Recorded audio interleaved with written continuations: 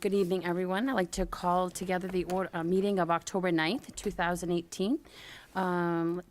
This meeting is being video and audio recorded for future cable broadcast. Please silence all cell phones for the duration of the meeting. Can we please stand for the Pledge of Allegiance? I pledge allegiance to the flag of the United States of America and to the republic for which it stands, one nation, under God, indivisible, with liberty and justice for all. All right.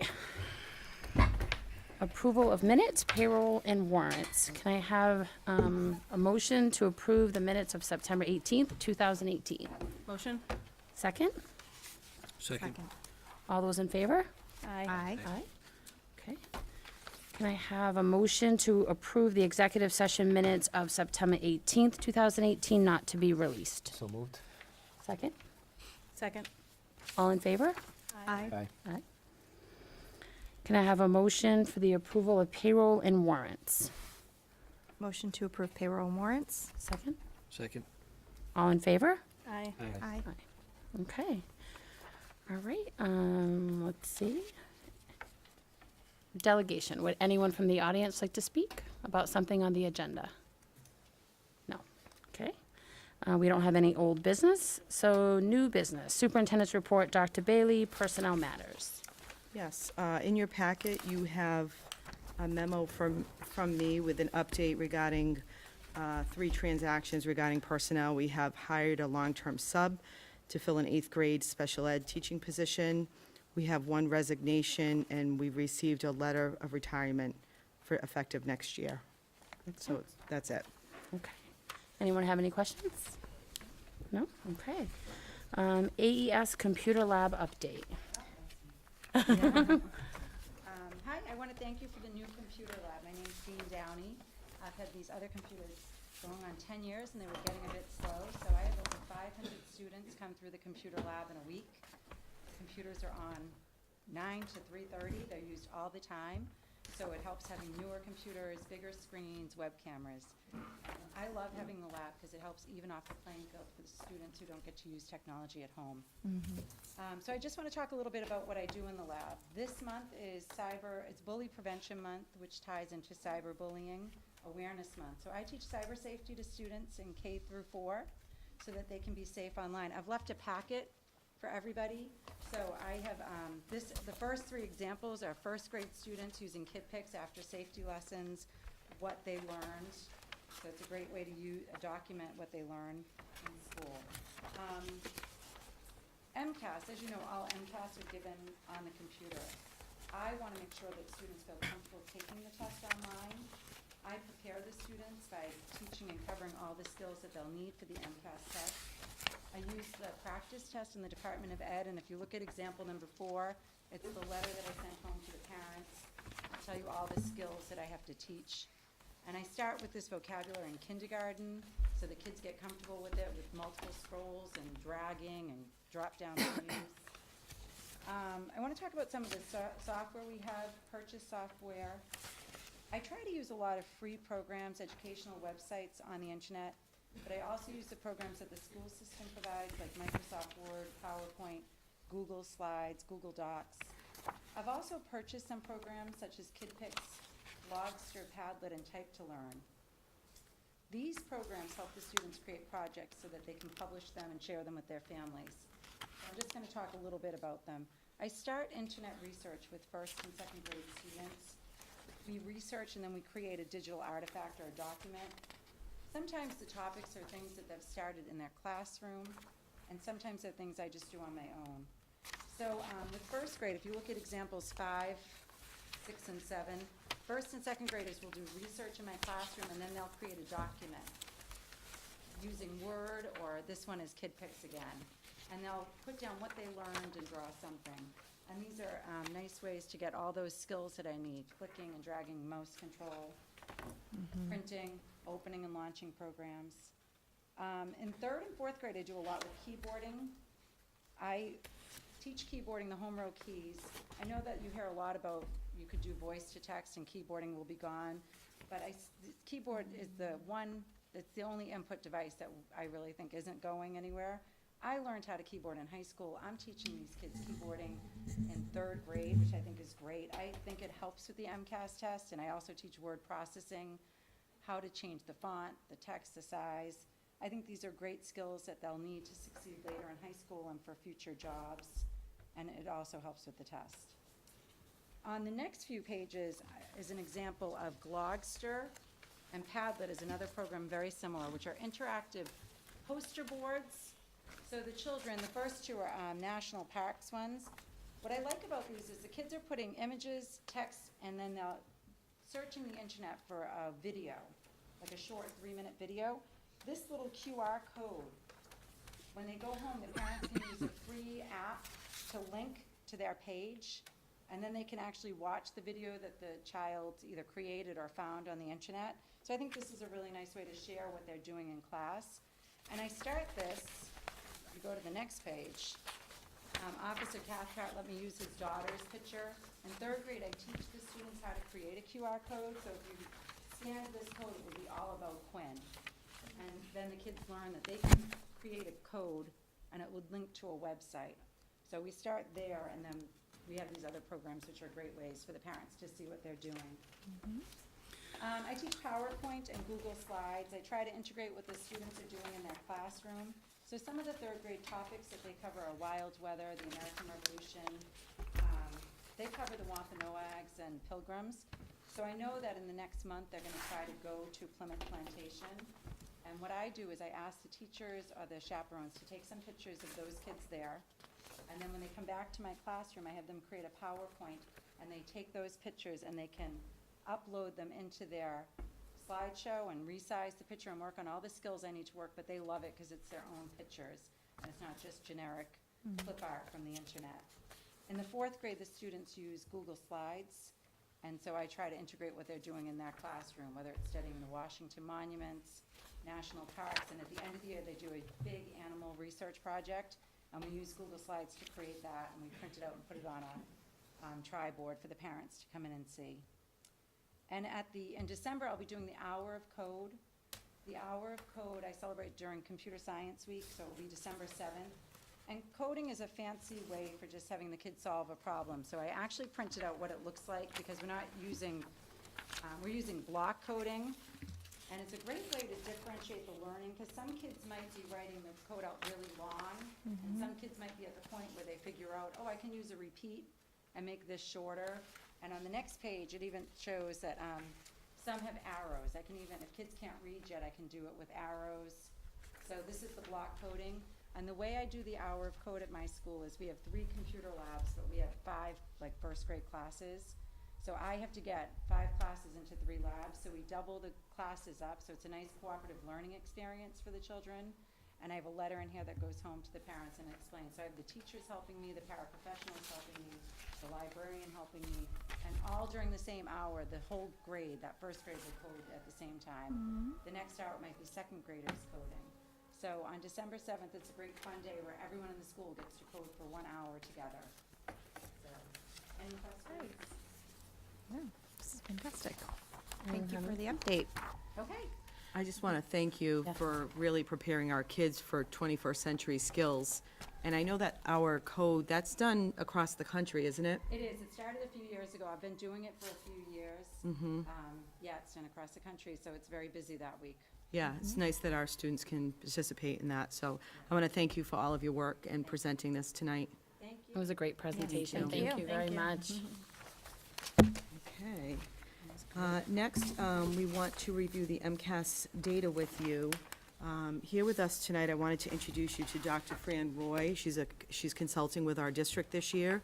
She is a former Assistant Superintendent for Curriculum in Fall River, and she consults with various districts, including Barnstable, Framingham, New Bedford, and now Acushnet. So we're very happy. I did work with her in New Bedford last year, but we're very happy to have her on board with us. So if you want to take it from there. So we have a Dr. Roy. PowerPoint, so, Mhm. I don't know if you just want to turn around or sit here. Fine. This is aligned with your packet, but we just thought it would be a better way to present the information. So the goal here is to help you interpret the data and most importantly, help you interpret the state's new accountability system, because it's brand new. And then after that, Dr. Bailey will certainly be talking to you about next steps. So the way the results are similar to the report that you received, we'll talk about district overall performance, then we'll break that down by schools, and then talk a little bit about the accountability piece and what it all means for the work that you all are trying to do. So let's start with a I think we skipped I one. think you just skipped Yep. one. There we go. Let's start with ELA. ELA actually had quite a big bump in the percentage of kids moving in the meeting and or exceeding expectations category. So you see there's like a 13% change there, 13 points of change, moving from 40 to 53. 13% more kids are now meeting or exceeding those expectations in ELA. A little blip in the not meeting when you went from 7 to 10, but overall that's a pretty strong performance improvement. In mathematics, a bit of a bump, but not quite as strong as the ELA, where you're moving from 47 to overall 52. However, the not meeting went down, so that's pretty good as well. Just not quite as strong as the ELA piece. If you want to break that performance piece by school, if you take a look at that chart for a sec, you have both Acushnet and Ford Middle, Acushnet Elementary and Ford Middle, where you see in ELA, this is for ELA, where you see these gains, a 22% jump in the meeting or exceeding category for Acushnet Elementary, and then a smaller, but a gain in terms of the percentage of kids meeting or exceeding for Ford Middle. And then that last row of not meeting, you can see a little bit movement for Acushnet Elementary, and unfortunately a bit of an increase in the percentage of kids that didn't meet expectations there. For mathematics, and this, by the way, is all in your report as well, for mathematics, it's not as drastic, but you see a little bit of a bump in the exceeding category for both Acushnet Elementary and for Ford Middle, as well as a small change in the percentage of kids not meeting expectations, down 1 and down 2. Science is a bit of a different picture, we noticed. So you had some nice bumps in ELA and mathematics. Science, for whatever reason, didn't show that kind of growth. You see an overall decline in the percentage of kids that are proficient or advanced in science. And as a reminder, science test is given for grades 5 and grades 8 only. And then you see a little bit of a bump in that warning piece as well. Another measure that the state uses is called the student growth percentile. This measure is not about overall performance. It's basically, the way I like to interpret it is what you did with what you got, right? So it's looking at how kids grow, how kids of like academic peers grow from one year to another. So for example, similar scoring third grade kids, let's say they didn't do so well on the low end, are then compared, their growth is compared to how they did on the fourth grade MCAS only with those like peers. So you're not comparing apples and oranges, right? These are comparisons of academic like peers. The state mean SGP will always be 50, right? So the goal is sort of that 50 target there. Anything that's 40 to 60 is still statistically considered typical, but understand that the state is 50. So if you get above a 50 and you see you have some places where you're above 50, for ELA at Acushnet Elementary, and for math in all three categories of district in both schools, you're above the state mean, right? Anything getting close to that 60 point is considered very high growth, meaning your kids who are getting up to those 60s are gaining grounds on their like peers. Anything below 40, which you do not have any, is considered low growth. So now the new accountability system that just came out. It does a combination, and it does a combination of a few measures. 67.5% of the accountability system considers the overall achievement, those first couple of tables basically that I showed you. Then the 22.5% does that SGP, that student growth statistic that I just showed you. You guys don't have the number of L's to have a significant sample, so you're not included in that. And the other new indicator now for accountability, which didn't exist before, is chronic absenteeism. So the state is looking at non-academic measures as well to hold schools accountable and to understand where they are and who needs support. So the way this works, it is this really complicated data table, which you do have a copy of in your appendices, is you have all these targets that you need to meet, and this is the overall district. This is not a school. This is the district one. And the goal is to meet 75%, 3/4 of those targets. And if you see there's two groups, and I guess I can put there's this all students group up here, and then there's a lowest performing students, the bottom 25%. So when the state made some changes to the accountability system, they said we have to students, so we want to make sure schools are moving all kids, but we also want to hold schools accountable for moving that bottom 25%. So the goal is to get a 75. As a district, you're quite close. You get 73 for all students, and then 74 for your lowest performing, averaging to about a 74. If you hit the 75, that little number right there would have said met targets, so you partially meet targets. But you're right there. You're right on that cusp. So instead of showing you those charts for each of the schools, this table is meant to sort of summarize that for you. Oops, sorry. So as a summary, as a district, there's that 74 again. You are partially meeting targets, and the state is not saying that you are requiring assistance or intervention, right? So you guys are okay. It's fine. What we see here as a district, the students with disability, only 43% of their targets were met, and so that's considered partially meeting. But we highlighted that in red because we would like that to be much closer to the 75 number, right? And with a subgroup, economically disadvantaged is pretty good, actually. Again, you're right on the cusp of 74, partially meeting the targets. Now you see the breakdown by school. Acushnet Elementary actually scored quite high, meaning 95% of their targets for all students. And this number here, this is saying that Acushnet Elementary is outperforming 82% of the schools statewide. Right, that's a percentile, overall school percentile. You do not get one for a district, you just get that for schools. But even though there's such a strong performance, you still see a little bit of a struggle where only 50% of the SPED targets were met, and you're partially meeting targets. And then the economically disadvantaged, just another strong showing, met the targets. And compared to peers statewide, the economically disadvantaged kids at Acushnet Elementary outperformed 99% of the kids statewide. That's strong.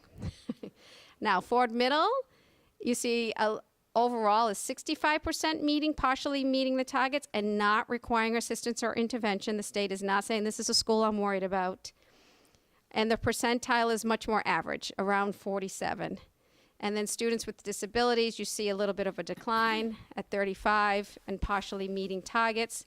We did have enough, you had enough data to do a percentile for your students with with disabilities at 36%, and the economically disadvantaged, very close to meeting their their progress improvement targets, and at a 57% in terms of percentile. So that's a lot of data to throw at you. So maybe before we move into the next thing, maybe I should stop and you have questions about just the data, and I can certainly help you interpret all those numbers up there. I have a question. Sure. So if I was talking to a parent or a community member on how we did with MCAS, this slide would be my main focus. Is that safe to say or not really? I don't know if they understand accountability, right? So you can certainly say, yeah, it depends what you want to say. I like, when I speak to parents a little bit more, I like these first, putting them up there, the performance piece, Okay. as well as sort of the growth piece. That might be more understandable. My experience is when you try to talk to parents about accountability measures, it gets complicated because it's a complicated formula, right? Okay. So, I guess that's up to you, but I'm just curious, walking down the street and somebody's like, oh, we got Oh, our if you just wanna MCAS say what you- results. How'd we do? Do I say good? You know what I mean? That's a And then good they ask for question. more details. I don't, well, I think every time I've done this, and I've done this many times, there's always areas of strength, and there's always places that you need to grab. I think that's, in my mind, I don't know, Dr. Bailey, you are the superintendent, you may have another one, but what this has shown me, there's areas of strength, and there's areas of places that we have some work to do. so our main goal is the 75% or higher. Yeah, that's your progress toward your improvement targets. That is set by the state improvement targets. You certainly can say that you increased performance in both ELA and mathematics. You've increased achievement in ELA and math. I think that is sort of safe to say. So we're moving in the right direction. Science is where we're. Yes, science still needs some work. Okay. Right, and then you have a subgroup issue, and there might be some other issues, which we'll get to. We have a slide about that with Yeah. strengths and challenges for you. Thank you. Okay. Does anybody else have any questions? We're just graded on in-district students. We're not, how do the out-of-district students, do they fall into this at all, or is that a whole separate? So it's basically in-district who took the students who took MCAS. If they're out of district at another school, then those scores would be at that school if they took MCAS. Well, I mean, I'm kind of like if they go to like Reeves or something like that, are those students tested, and is it counted as part of our group, or is that a whole separate? It's a whole separate thing. I mean, I don't want to put our special ed director on the spot, but she probably does know. She can probably answer that, right? But we're reporting out on Acushnet Elementary and Ford Middle School. We are not reporting out on, it's not inclusive of any of our out-of-district students. Did you want a more detailed No, explanation? that's fine, that's fine. Okay. Okay. Any other sort of data questions? with that?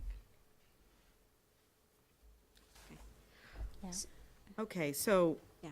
overall, I think a nice thing to talk about is that more than 50% of our students are now meeting or exceeding expectations in both ELA and math, which is great.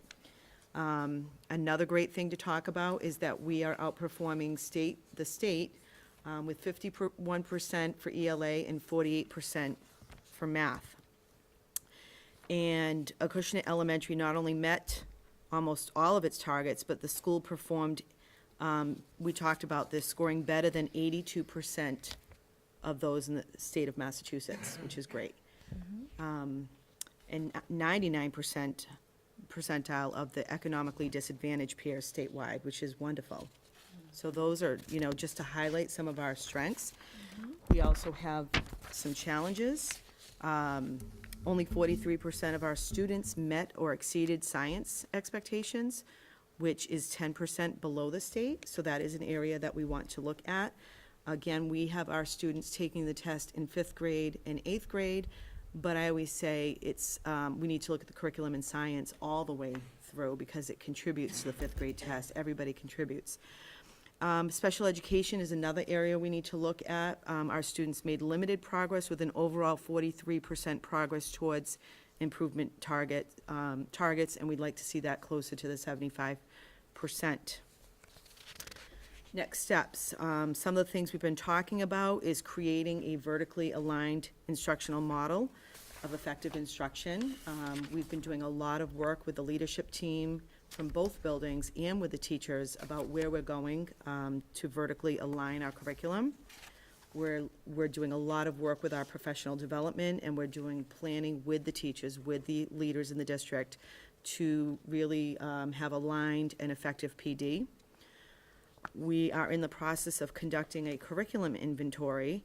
We want to look at what we're currently using at both buildings and see, does it align to the state standards? And if it doesn't, what are the next steps? What are the priorities? And then examine a system for safety nets for those kids that have some academic challenges or social emotional challenges. What do we have in place for those students? And I will get into this a little bit more. I know we didn't talk about it, but one area that I want to mention that we need to focus on at the elementary school, we didn't break that data down into a slide, is the attendance. You know, we didn't get full credit at the elementary school for our attendance. So again, I'm not sure what the issue is. Already this month, we've had probably the first month of school, over 50 days of student vacations. So this is not something that, as a school, we are encouraging families. We're encouraging families to take their vacations during school vacation weeks, because now that with the new accountability system, we're getting judged on that. So just to give you an example, I don't know if it was, if we have a slide available, I don't think we do tonight, but I think it was for the, It's in here. in the we appendices. scored 1 out of 4 points at Acushnet Elementary, and I want to say 3 out of 4 at Ford Middle School. But that just gives you a little idea about the fact that we have an attendance issue or a concern right now that we want to get more credit for, and perhaps that would have, you know, raised us up a little bit. So we want people to be aware that we are not encouraging vacations during the school year. We're encouraging them on the school vacation times. And I want you, this committee, to be aware of that as well. So, does anybody have any questions? So I think, you know, we have a lot to celebrate, and we also have a lot of next steps that we want to look at to continue to improve. Thank you. Thank you, Dr. for Roy. your time. Okay, so moving on to the next agenda item, which will be my goals. I sent you, included in your packet was a memo,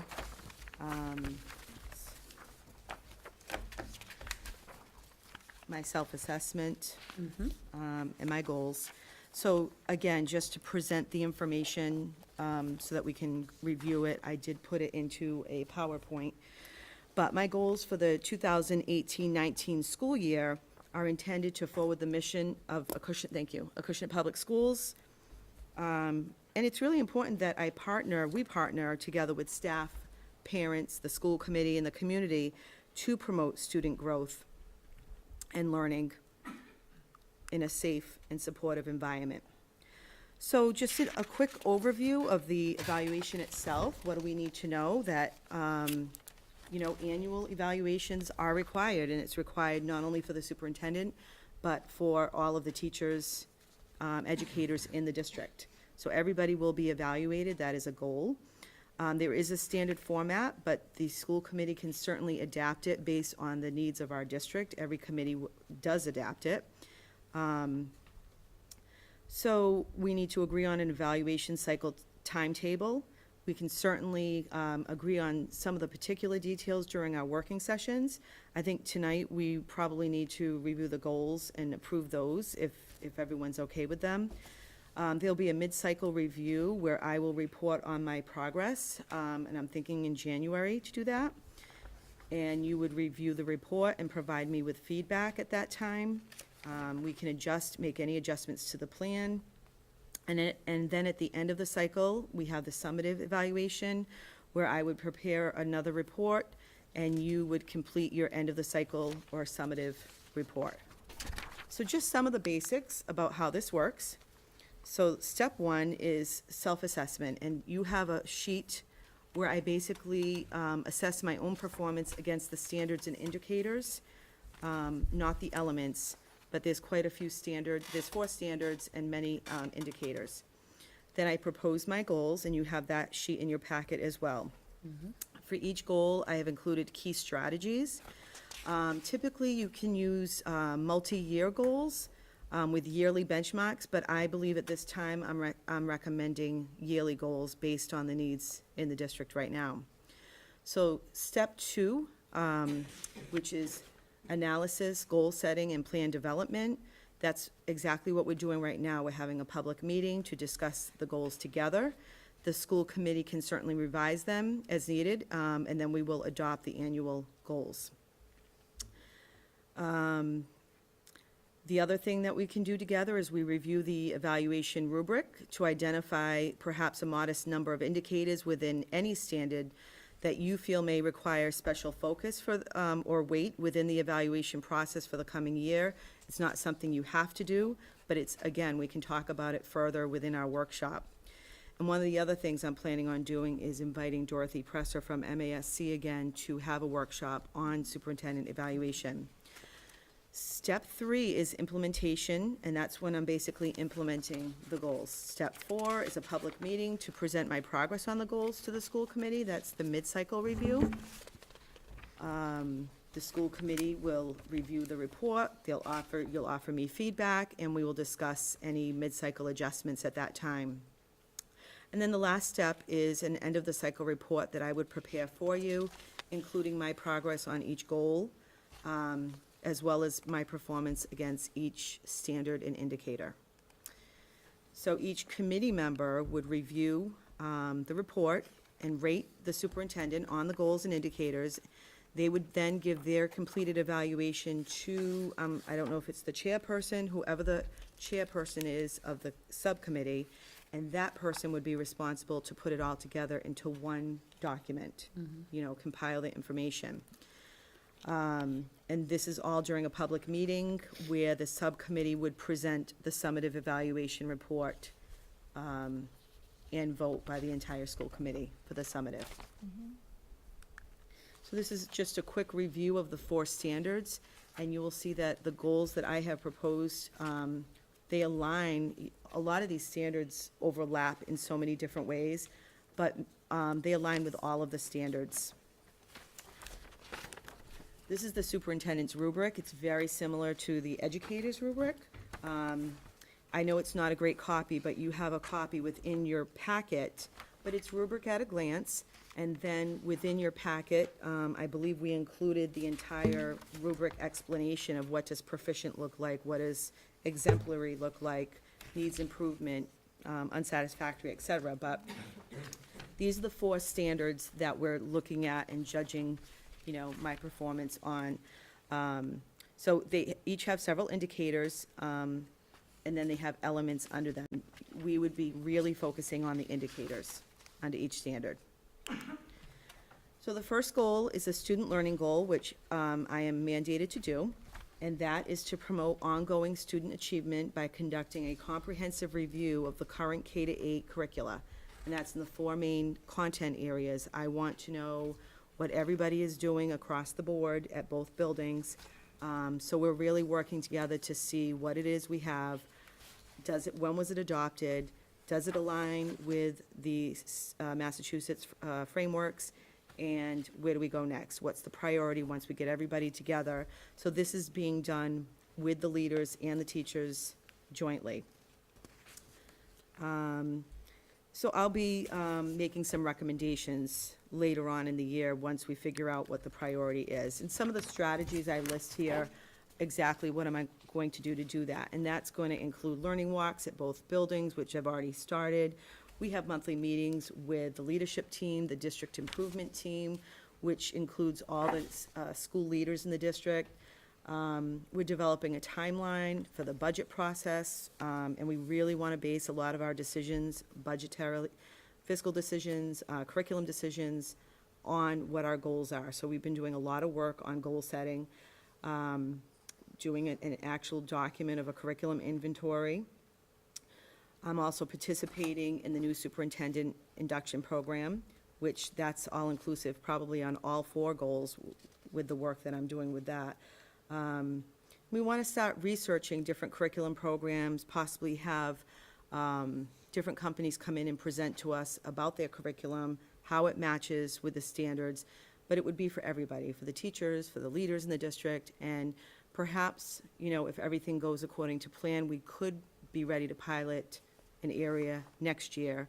We probably won't do all areas, but we're going to have to prioritize about what direction we're going to go in. We want to develop a restructure plan to inform the budget, year 1 and year 2. We've got some short-term and long-term goals for that. Prioritize the needs. And, the last bullet talks about fostering partnerships with our feeder districts to ensure that we have cohesiveness with middle school curriculum and alignment of the courses of study. So that's a concern for me, that our students in Acushnet are able to go into a pathway in the high schools if they want to, if they so choose to, for AP. And right now, some of our courses do not align, so there's not an opportunity for that to happen. So I will be working with the feeder school superintendents, looking at our courses of study, and that work is actually started this year. So we might make some tweaks and adjustments this year to, especially in the area of math, and I will inform you as we do that work, but definitely for next year, we will, really look at it so that we are more aligned, so that our students have the opportunity to go into those different pathways if they so choose to. We have very smart, brilliant students, and there's no reason why our students shouldn't have the same opportunities that the other children have in New Bedford and Fairhaven and at Old Colony. Okay, my professional practice goal, this is another goal that I have to have. Talks about the new superintendent's induction program, doing a lot of work with that, but this will basically build my capacity as a leader, and there are some of the strategies listed there that you have within your packet, but I've been meeting quite a bit with my coach. She's a former superintendent. I don't know if you met her, Ruth Whitner, but she's former superintendent of Whitman-Hanson School District, Regional School District. She's got a wealth of experience. Love working with her. I'm going to all of the conferences. We're doing in-between work, in between the sessions. So it's been great. It's been a great learning experience, and I really appreciate your support with, having me being able to go to these, be a part of this program. Okay, the third goal, to ensure the integration of social and emotional learning and teaching and learning in all aspects of our district right now. So again, that's very similar to the academic areas, but we want to look at exactly what are we doing at both schools and does it align. So for example, at the elementary school, it might be a stronger focus on responsive classroom, and then the students go to middle school and it seems like it's PBIS. So that's sort of a disconnect, and I want to see how we can possibly integrate or do one thing across the district, making it easier for our students. I'm going to investigate the establishment of a wellness committee and bullying prevention committee. So these are all things that, again, it's finding out information and creating partnerships with our area schools to make sure that we are on par with them. Whoops. And the last one is an important one that has to get done this year. Is all of our contracts are ending this year, so the negotiation process will be very important to coordinate that. This will be my first time as a superintendent facilitating that process, but we will have training with the subcommittees. We will be sure that we review those contracts, and hopefully with the goal of by the end of the year, these contracts will be in place. And the idea is to improve teaching and learning and setting those conditions in a good, positive way for our teachers as well as our students, most importantly. So, does anybody have any questions?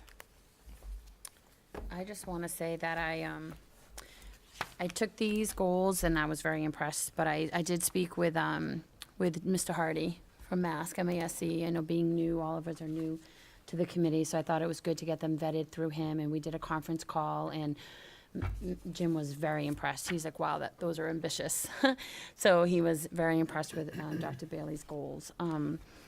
So he thought we were in good shape. I love the idea about having Dorothy come down and do a session with all of us, do a workshop about what exactly our role is and what that looks like. So I don't know if anyone has any specific questions for her, but I personally am ready to adopt them. I feel good about the So I goals. just want to say with goals, and I try to model this with the staff, it's better to shoot for a goal up here and not reach it than set a goal here and reach it.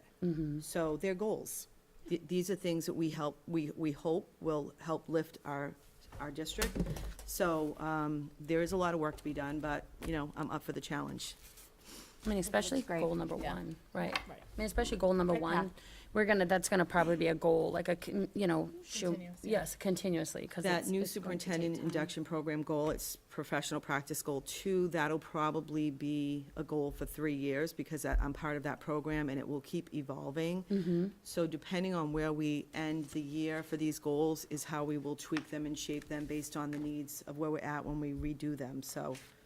But right now, I think it's good to go with a yearly goal, Agree, yeah. I agree. and the strategies are great. Does anybody have any other questions? Anybody else? No? No. So are we, okay with making a motion to, vote to adopt the superintendent's, goals as presented? I'll make a motion to adopt Dr. Bailey's goals as presented. Excellent. I'll second it. All in favor? Aye. Aye. Okay, Thank you. all set, thank you. And are there any other questions regarding anything else I sent you, the self-assessment? Very I think clear. the goals was No. the most important thing, you know. Absolutely, no, everything was, it was fantastic. Okay. And we'll do more work with this in our working sessions, so I just sort of tried to give you the basics tonight, Definitely, so. no, Mhm. great, exciting, thank you. All right, business managers report, Mrs. Flynn, she's up. Budget Okay. update. In your packet, you have my business manager's report. I have 3 things to discuss: budget update, school lunch update, and an update on driver training. Under the budget, what I included was three reports, just a summary of how the FY18 budget ended. We talked about that at the last meeting, but I just wanted to follow up with a breakdown of, you can see on both sides, one side is salaries, what we spent on salaries for fiscal 18. It's broken down by the numbers that you see there, 1,000, 2,000, 2305, and so forth. That's how we report out to the Department of Ed. That's the codes that they use for the end of year report. So you can see, for example, for teachers, classroom teachers, we spent a total of just over $5 million on elementary, middle, and tutors. You can see what we spent on subs, paras, guidance, medical health, district leadership, instructional leadership, student activities, and custodial and maintenance. So you can see of our budget, 7,653,545 were salaries. Were spent on salaries. On the other side, you have the operational expenses, and they're also broken down by the Department of Ed code. The first level of expenditures was district leadership and administration. This is the central office, legal, and school committee expenditures.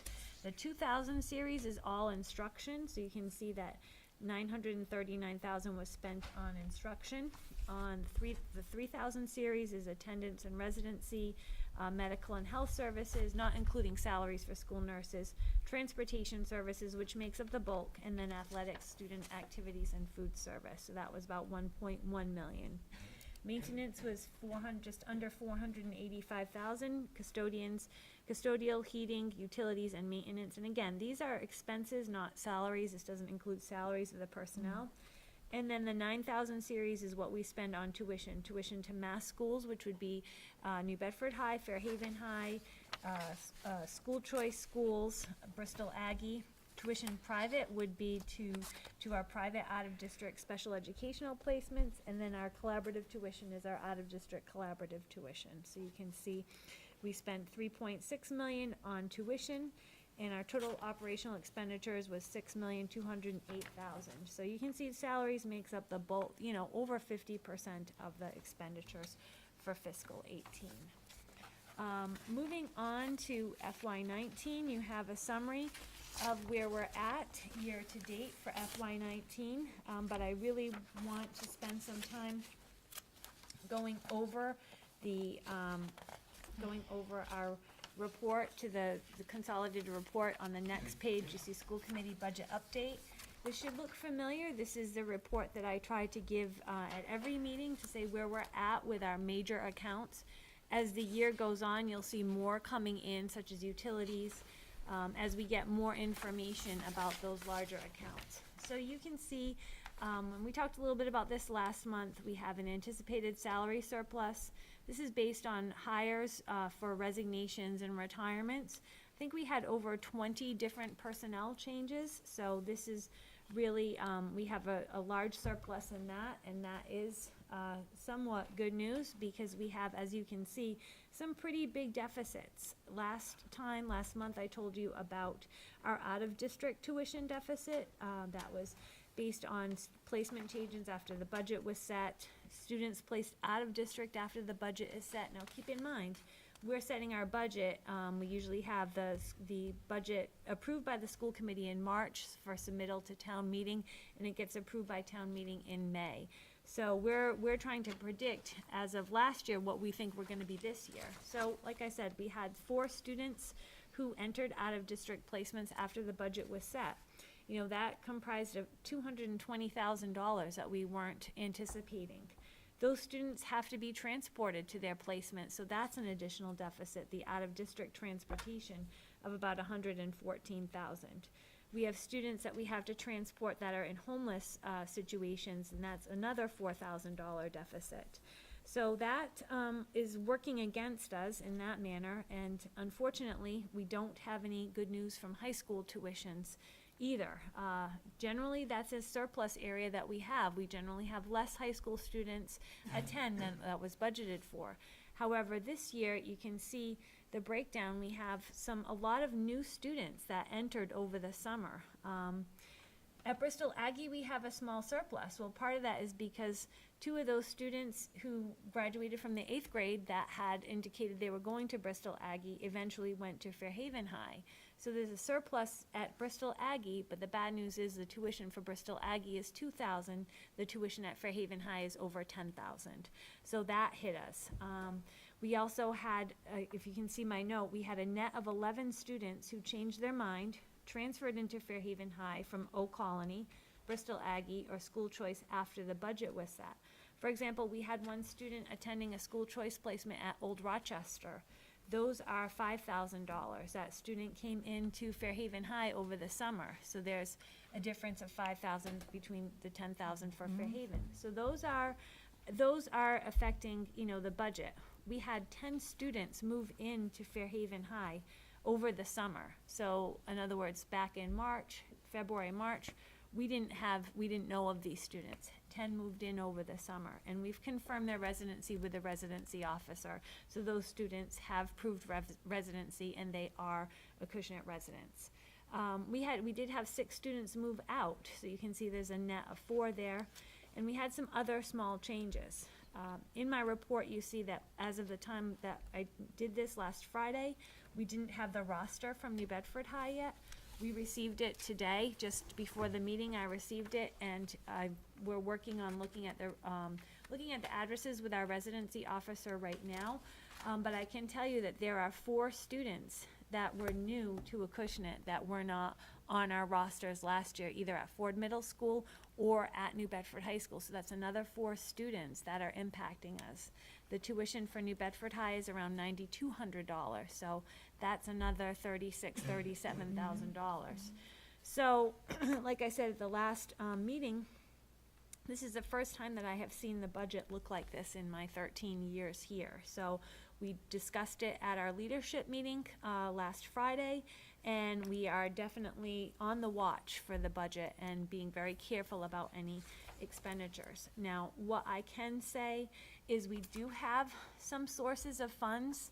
You know, right now it looks like we're gonna head into the end of the year with a $9,000 surplus. That's really, and that's been wiped out by the New Bedford deficit that I just found out. So a lot of things can change.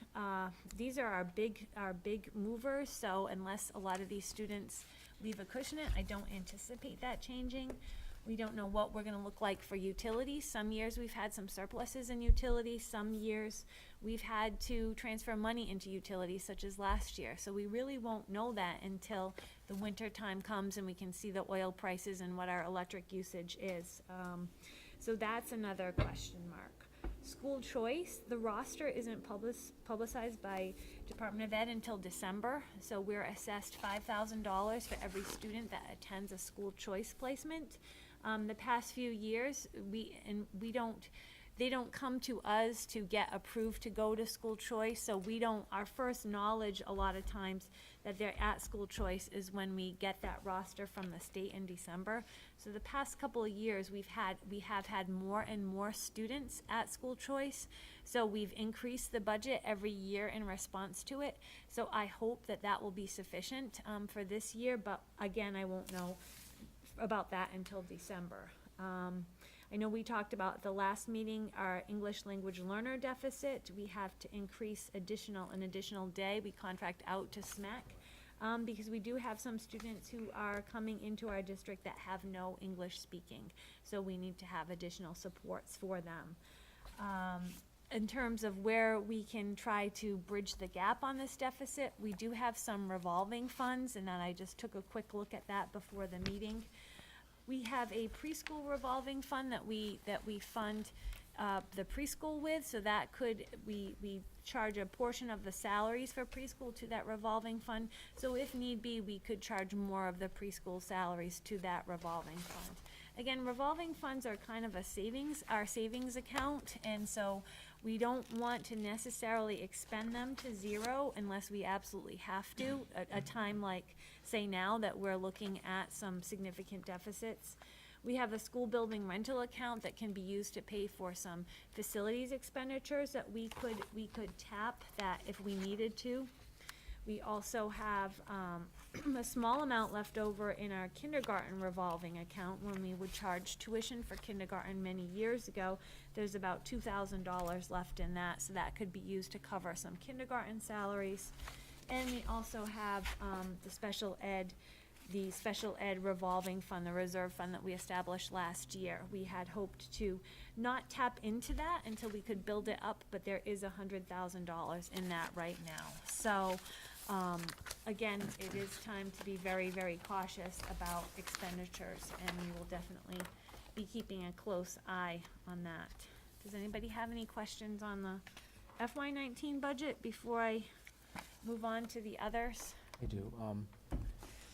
So there was less students going to Old Colony than there was, and they went to Fairhaven, so that was a cost to us. But there's also, that transposes into, there's a savings on the town side. Correct. So we could also approach them and say, hey, listen, there's less students that you budgeted for, so can you help us out? And that's a conversation that we could have with them where we could get some. Yeah, one of the things we wanted to do was meet with Brian Noble soon, and let him know where we stand right now. Explain the situation. Yes. I'm sure it'll work Mhm. itself out. You know, and it's difficult because and every department has this issue that they're asked to anticipate what their budget needs are for 6, 7, to 12 months in advance. But with us, it's increasingly complicated because of the tuitions that we have to predict for. So the later that we can set the budget, the better, so that we can keep, updating our, say a student moved in March or April, we can say, oh, we've got to grab them and add them into tuition. I mean, here, we had so many move-ins over the summer that We have one couldn't have today. been helped. We had another one one today. today.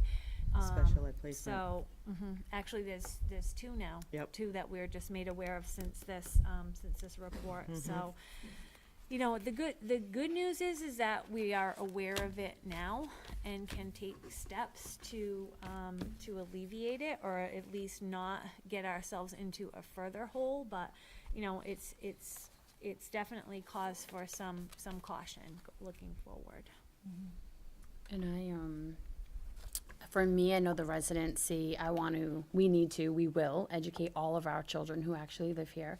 And I know that we do have the residency officer that we work with. So, I just think, I know we pay them as well to investigate for us. So, even down the road, I still throw it out there. I would love to work maybe closer with our own resources in town. It's a town budget, and any money that our police department can help us cost save. I know other districts, work with other town departments too, so maybe we can work with, our town resources to just help us with the residency to make sure that we are in fact, paying, that $9 or $10 or $2,000, for the students that actually live here. So I just, would like to continue to keep opening that door of opportunity with the town to say if, the police could work with us maybe on doing some residency checks, some quick things that we can look into. And then we're seeing more and more of a trend of students that are choosing, districts, and maybe to start looking at those numbers and saying, okay, if we have, 100 kids graduating this year, what's the likelihood that some of those kids might change their minds or budget a little bit more for those particular students? I don't know. It's not easy, but when you're getting 10 kids moving in over the summer that weren't even on our roster before, it's hard. So you're doing a great job. So thank you, Kristen. You're always great with our numbers. So it's We're definitely. also looking to put some safety nets in place, like perhaps send a letter home to families when we're developing the budget, where parents have to sign off on at least what they're projecting for their child. Which school are they going to? Or if they're undecided, but instead of just sort of listening to the students, we want that extra, Yeah. having a parent sign off. That makes sense. Yeah, so that's something we're looking at as well. And in years past, we did always have add-in, say, between 5 and 7 additional students for a buffer, but in the past several years, we've had to really, in order to come in with the budget that, that will suit our needs and will be viable for the entire town, we've had to really cut out a lot of our buffer, so to speak, so that in years past that may have helped us out, but this year we had to go with, and for the past several years, with exactly the kids that we were aware of at the time. And When do we ask the kids when they're thinking, where they're thinking of going, though? Isn't it past the time that we? January, December, January, February, usually right around the time that I'm getting to submit the budget Okay. to the school committee to report on that. That's, one of the last things that I like to do because I want the most current information. But again, like you pointed out, those students that moved in over the summer, I've never seen that. I've not seen that. So that's, really not. And I know of quite a few kids that graduated with my son who changed their mind over the summer. I had 4 or 5 parents at least call me and say, my child's decided to go somewhere else instead. And we've had some students who, I'd say at least 1 or 2, that were attending Old Colony that are currently, say, Transferred, 10, yeah. 11, 12th graders that transferred from Old Colony into Fairhaven. So again, we don't have the Old Colony tuition on our end of the budget, so it's not even that, if a kid chooses, a student chooses New Bedford and ends up going to Fairhaven, it's really no big deal because the tuitions are very similar.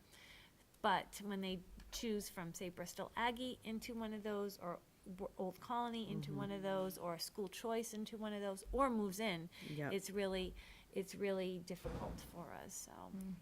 Those residency guidelines, are those set by the state or us? We have a residency policy, and we have, when students move into the district, they are required to submit certain documentation to prove. One could be a utility bill, one could be a landlord affidavit. There's a whole list of documents that parents and guardians are required to submit, that we take a look at and make sure that all of those documents are complete. And then when we do have some information that perhaps those documents are not altogether true, then we will investigate it with our residency officer. How often do you have to take that measure To to investigate. investigate?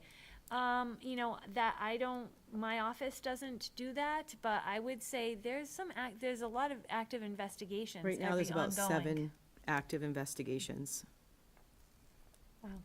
So, and we're only pushing them when we really feel like we have a strong case. And we have some knowledge of, they don't live in town or whatever. Yep.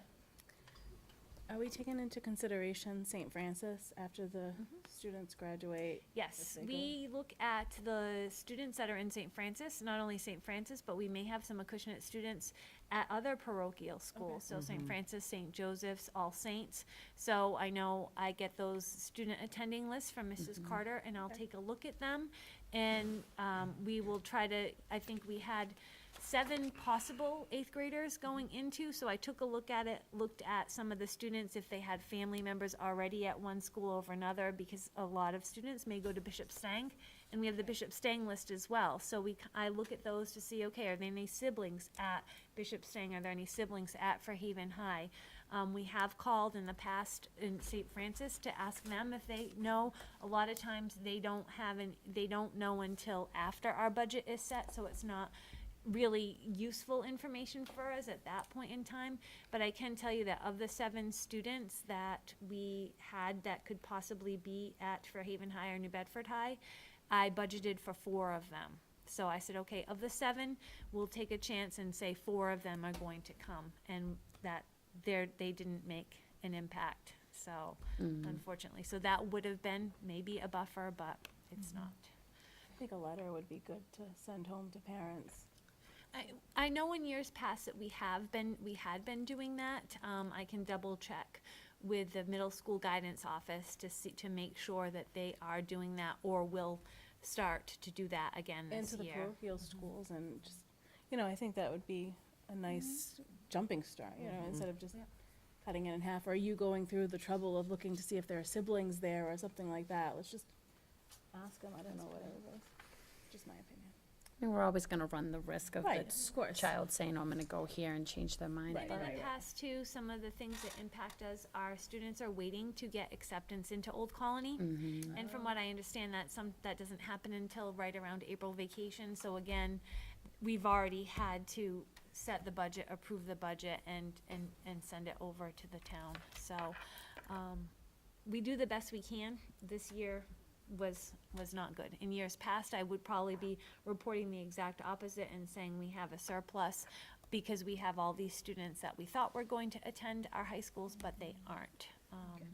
And it just is this year is the perfect storm of out-of-district tuition, transportation, high school tuition, ELL, so that's what we have right now. Well, thank you for keeping for a the close update. eye on it.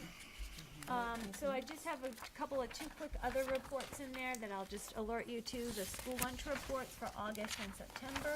Good news in school lunch, we are doing well. We are serving more lunches comparatively, and we are, after reimbursement, we're going to close with a net profit for the month of September, so that's good.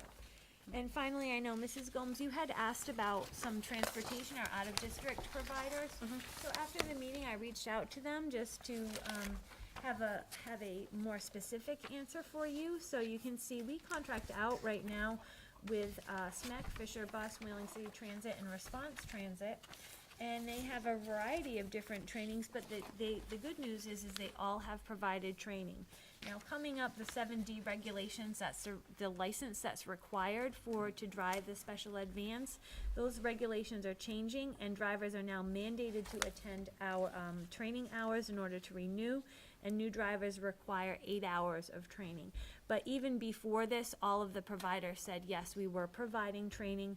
You can see that it's CPR, first aid, social emotional, autism, suicide prevention, classroom training, managing student behavior, defensive driving, 7D rules, RMV rules, behavioral issues, bullying. So they attend, the drivers do attend, according to our providers, a lot of different trainings that will help them with these students that they drive that are in their care. Thank you. I do know for our regular ed, our big bus contract, drivers attend, I believe, monthly trainings, monthly in-services for their training, and they are also required to have a certain regulation with their license, okay? Thank you. All right. Any questions? No? All right, school committee reports. Does anybody have anything? Nope. Nope. Okay. Let's see, communication and information. We all have a little packet in the back. You can read through. All right, and we do need to go into executive session to discuss strategy with respect to collective bargaining, as an open meeting may have a detrimental effect on the bargaining position of the public body, and the chair so declares, and we will not reconvene into open session. Can I have a motion to adjourn? Second? You want a roll call, Mary? Sure. Roll call? Mr. Sumner? Yes. Mr. Terra? Yes. Mrs. Tavares? Yes. Mrs. Gomes? Yes. Mrs. Downing? Yes. Meeting's adjourned. Thank you. Thank you. Thank you.